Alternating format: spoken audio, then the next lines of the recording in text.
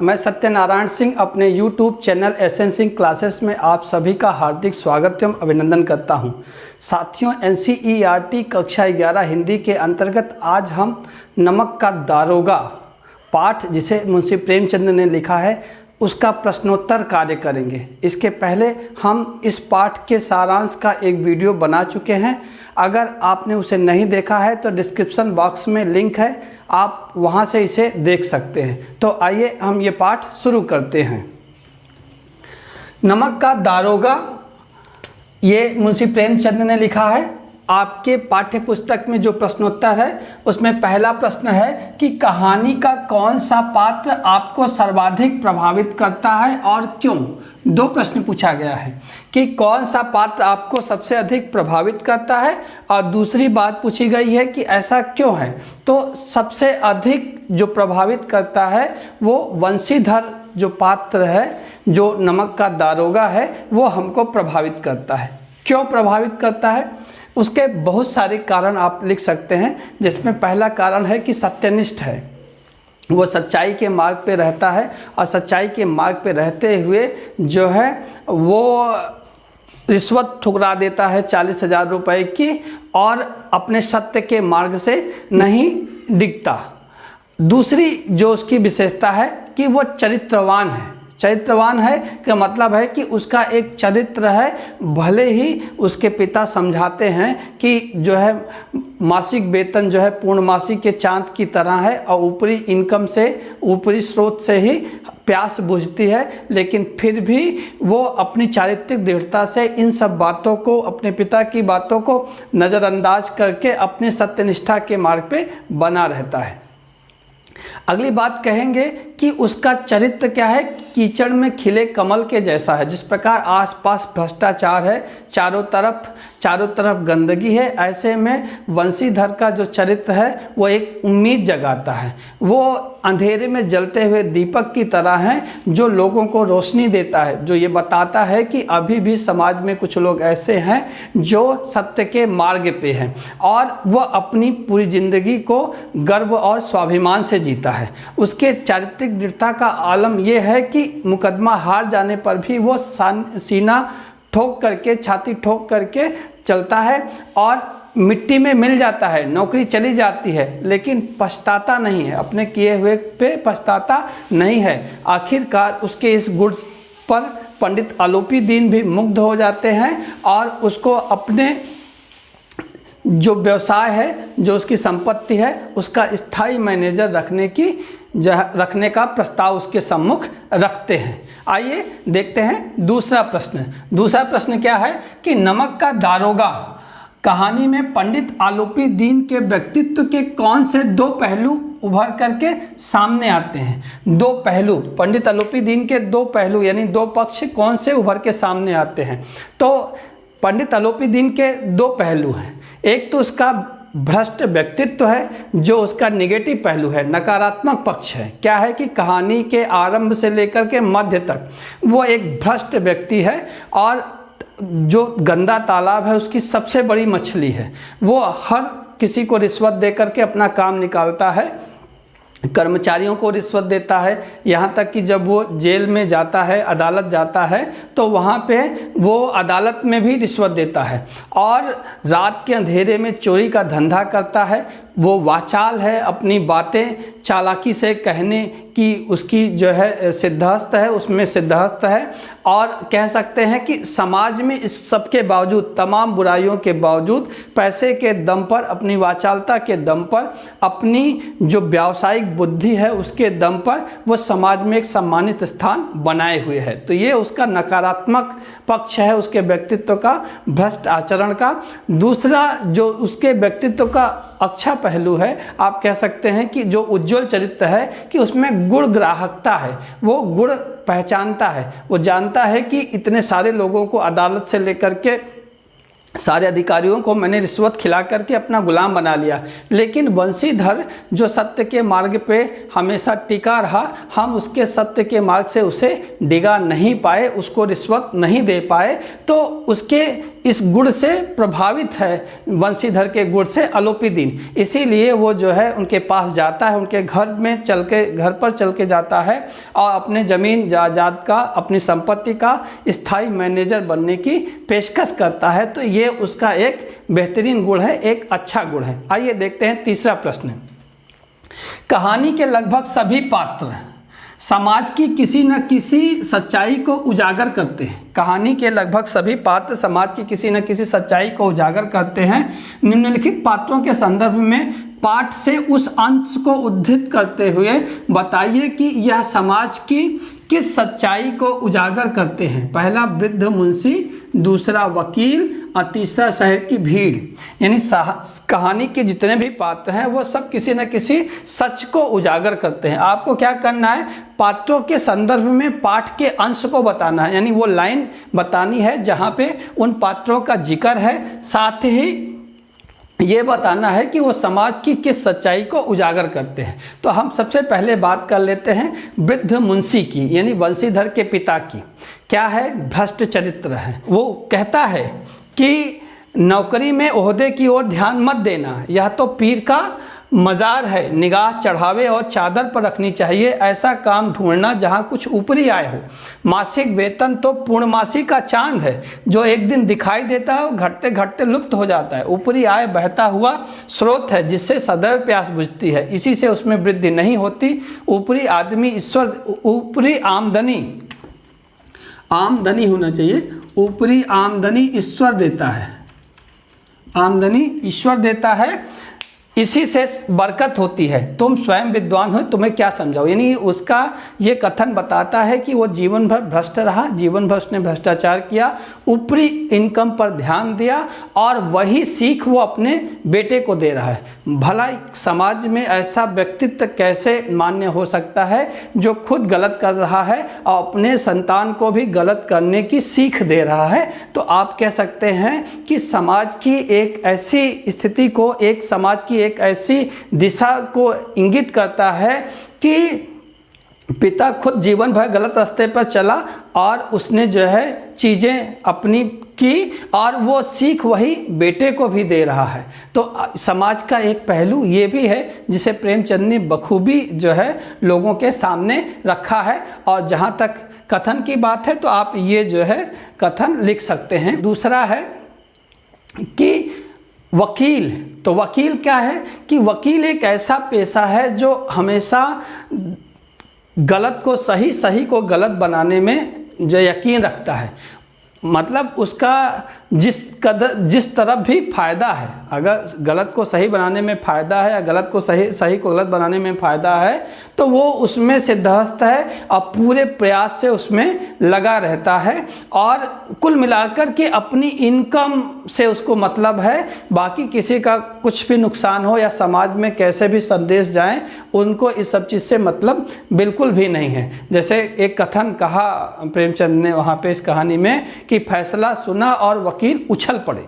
तो आप समझ सकते हैं कि सत्य की हार हुई, गलत जीता, लेकिन वकील क्या है, आनंद में है, क्योंकि वो जो चाहते हैं उन्होंने किया और उन्होंने अलोपीदीन को वो जानते हुए कि वो अपराधी हैं उनको जो है मुक्त करा दिया। तो ये वकीलों का दांव पेच है और ये समाज में हमेशा से होता आया है। इस तरह से की चीज़ें होती रही हैं, पहले भी होती थी, आज भी होती हैं और आगे भी शायद ये होती रहेंगी। अगला भीड़। तो शहर की भीड़ की बात करें तो भीड़ का एक चरित्र होता है। भीड़ सच या गलत नहीं देखता, भीड़ बस अफवाहों पे चलता है। और भीड़ क्या है, कुछ ऐसी घटना हो जाती है तो भले ही खुद भीड़ गलत हो, लेकिन वो क्या करता है कि जैसे अलोपीदीन ने गलत किया, लेकिन भीड़ में क्या वो अफसर या वो अधिकारी जो खुद भ्रष्टाचार करते हैं, गलत करते हैं, वो पंडित जी पे चर्चाएं कर रहे थे, उनको गलत ठहरा रहे, तो अपने गिरेबान में झांकने के बजाय वो दूसरे पे कमेंट करना ज़्यादा पसंद करते हैं। तो कथन के संदर्भ में कह सकते हैं कि जब दूसरे दिन पंडित अलोपी दिन अभियुक्त होकर कांस्टेबलों के साथ हाथों में हथकड़ियाँ, हृदय में ग्लानि और क्षोभ भरे लज्जा भरे गर्दन झुकाए अदालत की तरफ चले तो सारे शहर में हलचल मच गई। मेलों में कदाचित आंखें इतनी व्यग्र नहीं होंगी, भीड़ के मारे छत और दीवार में कोई अंतर ही नहीं रह गया। तो भीड़ का ये चरित्र है, इसमें कोई आश्चर्य की बात नहीं है कि कुछ भी ऐसा जो कि थोड़ा सा अजीब हो या जिसकी कल्पना लोगों ने ना की हो, इस तरह से होने पे भीड़ का चरित्र है कि वो उस पर चर्चा करेगा, उसको देखने जाएगा और उस पर अपने विचार व्यक्त करेगा। आइए देखते हैं अगला प्रश्न। चौथा प्रश्न है, निम्न पंक्तियों को ध्यान से पढ़िए। नौकरी में ओहदे की ओर ध्यान मत देना, यह तो पीर का मजार है, निगाह चढ़ावे और चादर पर रखनी चाहिए। ऐसा काम ढूंढना जहां कुछ ऊपरी आय हो। मासिक वेतन तो पूर्णमासी का चांद है जो एक दिन दिखाई देता है और घटते घटते लुप्त हो जाता है। ऊपरी आय बहता हुआ स्रोत है जिससे सदैव प्यास बुझती है, इसी से उसमें वृद्धि नहीं होती। ऊपरी आमदनी ईश्वर देता है, इसी से उसकी बरकत होती है। तुम स्वयं विद्वान हो, तुम्हें क्या समझाऊं। तो इसके संदर्भ में पहला प्रश्न है कि यह किसकी उक्ति है। यह उक्ति है वंशीधर के बूढ़े पिता की। किसकी उक्ति है? वंशीधर के बूढ़े पिता की है। मासिक वेतन को पूर्णमासी का चांद क्यों कहा गया है? तो मासिक वेतन की तुलना की गई है पूर्णमासी के चांद से। जिस प्रकार से पूर्णिमा का चांद पूरे फलक में होता है, अपनी 16 कलाओं से युक्त होता है और उसके बाद थोड़ा थोड़ा घटते घटते एक दिन लुप्त हो जाता है, उसी प्रकार से जब वेतन मिलता है तो वेतन इकट्ठा मिलता है, लेकिन रोज़ खर्च होते धीरे धीरे एक दिन वो भी समाप्त तो हो जाता है। तो इसीलिए मासिक वेतन को पूर्णमासी का चांद कहा और दोनों की तुलना की गई है। क्या आप एक पिता के इस वक्तव्य से सहमत हैं? आप एक पिता के तौर पर इस वक्तव्य से कभी भी सहमत नहीं हो सकते कि हम कभी ये नहीं चाहेंगे कि हमने गलत किया और हम वही गलत अपनी संतान को समझा रहे हैं और उसे सीख दे रहे हैं, ऐसा करने के लिए उसको सुझाव दे रहे हैं ना। तो ये एक पिता के तौर पे ये वक्तव्य कभी भी नहीं हो सकता कि एक भ्रष्ट पिता जिसने जीवन भर भ्रष्टाचार किया हो और अपने बेटे को भी वही सीख दे रहा है, ये गलत है। आगे है नमक का पांचवा प्रश्न। नमक का दरोगा कहानी के कोई दो अन्य शीर्षक बताते हुए उसके आधार को भी स्पष्ट कीजिए। तो कोई अन्य दो शीर्षक आपको बताना है। तो पहला शीर्षक हो सकता है सत्य की जीत। अब सत्य की जीत आप कैसे कह सकते हैं कि बंशीधर दरोगा उसने सही किया, आलोपी दीन गलत कर रहे थे, उन्होंने क्या किया, उनको गिरफ्तार किया, रिश्वत नहीं स्वीकार की, अदालत में प्रस्तुत किया। अदालत में आलोपी दीन ने अपने प्रभाव के कारण, अपने पैसे के कारण, उसके दम पर उसने अपने आप को बरी करा लिया। यहाँ तक कि प्रभाव इतना था कि उनको नौकरी से भी निकलवा दिया। लेकिन अंत में आलोपी दीन बंशीधर के व्यक्तित्व से प्रभावित होते हैं, उनके घर खुद चल के जाते हैं और उन्हें अपनी समस्त संपत्ति का स्थायी मैनेजर नियुक्त करने का प्रस्ताव करते हैं। तो आप कह सकते हैं कि इस आधार पे ये सत्य की जीत है कि सत्य अंततः जीता। उसको मुश्किल हुई, समस्याएं हुई, लेकिन अंततः जीता। आगे कि दूसरा क्या हो सकता है? तो दूसरा हो सकता है ईमानदारी। क्या हो सकता है? ईमानदारी। तो आप कह सकते हैं कि बंशीधर के पहलू की तरफ देखते हुए कि बंशीधर एक ईमानदार चरित्र है।